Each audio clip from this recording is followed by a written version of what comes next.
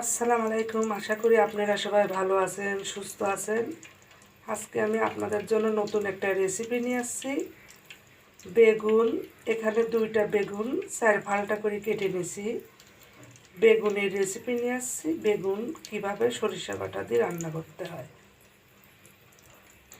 তেল গরম হয়ে গেছে, তেলের মধ্যে বেগুনগুলো দিয়ে দিব। সবগুলো বেগুন ভালোভাবে দেওয়া হয়ে গেছে। বেগুন লাল করে ওই পিঠটা ভেজে নেব। বেগুনগুলো এখন উল্টাই দিব।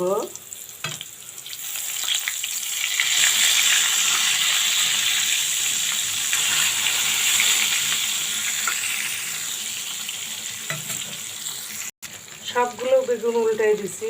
অপর পিঠটা লাল করে ভেজে নেব। অপর পিঠটাও লাল করে ভেজে নেওয়া হয়ে গেছে। বেগুনগুলো এখন তুলে নেব। বেগুনগুলো তুলে নিছি। এখন এখান থেকে তেল কিছুটা কমাই নেব, কারণ বেগুন ডুবা তেলে ভাজতে হয়। এই জন্য তেল এখন এখান থেকে ঢেলে নেব। তেল কমাই নিছি।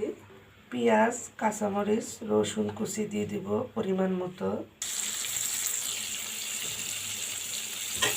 এগুলো বাদামি কালার করে ভেজে নেব।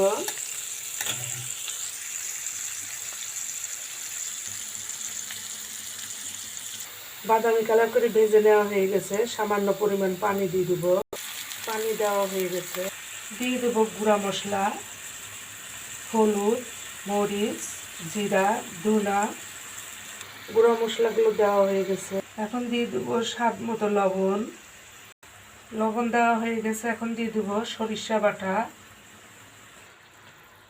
নেড়ে চেড়ে ভালোভাবে মশলাটা কষাই নেব।